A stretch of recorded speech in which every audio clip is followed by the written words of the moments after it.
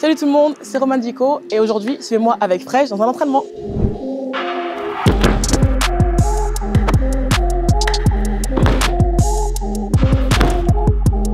Moi, j'ai commencé le judo assez tard, donc à 13 ans, après les Jeux Olympiques de Londres. En fait, je regardais la télé, je pense, comme beaucoup de Français pendant les Jeux Olympiques. Et il y a une Française, Audrey Chemeux, qui fait 3e. Et on apprend qu'elle a commencé le judo à 14 ans, je crois, et que 8 ans après, du coup, elle était médaillée olympique à Londres. À l'époque, j'avais 13 ans, et mon père a fait un parallèle entre Audrey et moi. Et il m'a dit, Roman, rendez-vous dans 8 ans, on t'inscrit au judo.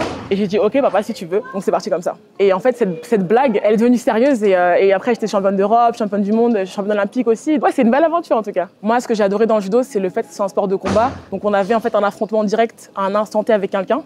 C'était un sport avec beaucoup de valeurs. Je sais que j'ai vraiment trouvé une vraie deuxième famille au judo. Mon premier club, on se parle vraiment encore beaucoup, on se voit régulièrement parce que j'ai fait des rencontres sur le tapis, même dans mon aventure au judo en général. Des rencontres qui aujourd'hui resteront gravées tout le temps dans ma mémoire, quoi.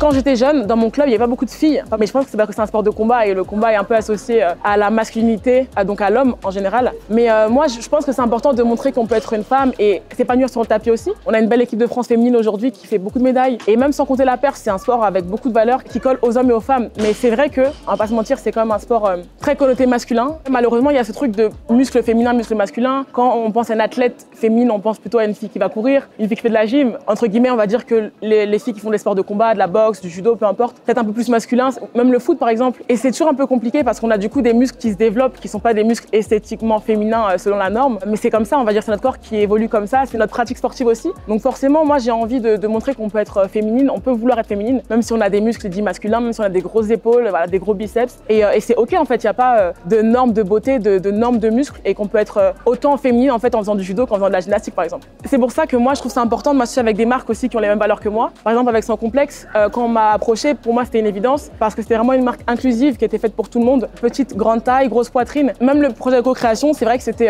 vraiment une superbe aventure de me dire que à mon échelle, je pouvais aussi aider à contribuer à rendre un peu plus féminine peut-être des femmes qui ne se sentent pas féminines parce que trop comme ci ou pas assez comme ça. Et c'est un projet que j'ai adoré faire, donc c'était vraiment super cool.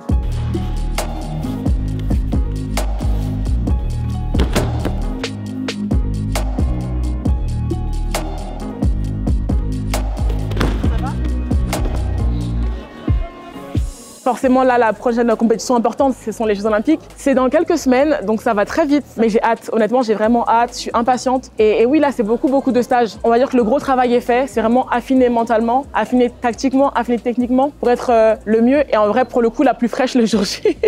Pour moi, pour les Jeux, c'est l'or. Je me verrais vraiment pas rentrer avec une autre médaille que ça, parce que je sais que j'en suis capable, je m'entraîne pour ça et j'ai pas peur de dire que j'ai envie de gagner les Jeux. Le sport de haut niveau, c'est très compliqué. Beaucoup de hauts, mais beaucoup de bas. Dans ma jeune carrière, j'ai eu beaucoup de blessures et ça a toujours été difficile de remonter la pente, on va pas se mentir. Mais justement, comme je kiffe ce que je fais et je prends vraiment du plaisir sur le tapis, même quand c'est dur, j'arrive à m'accrocher. Moi, le seul message que je préfère placer, c'est vraiment de kiffer tout ce qu'on fait. Les chemins sont toujours un peu compliqués, complexes, mais quand on kiffe ce qu'on fait, on peut se prendre 50 murs. Et j'aime beaucoup dire qu'il y a de la place pour tout le monde. Juste des fois, il faut un peu plus pousser les portes et il faut pas avoir peur d'enfoncer 2-3 portes pour arriver à ses fins.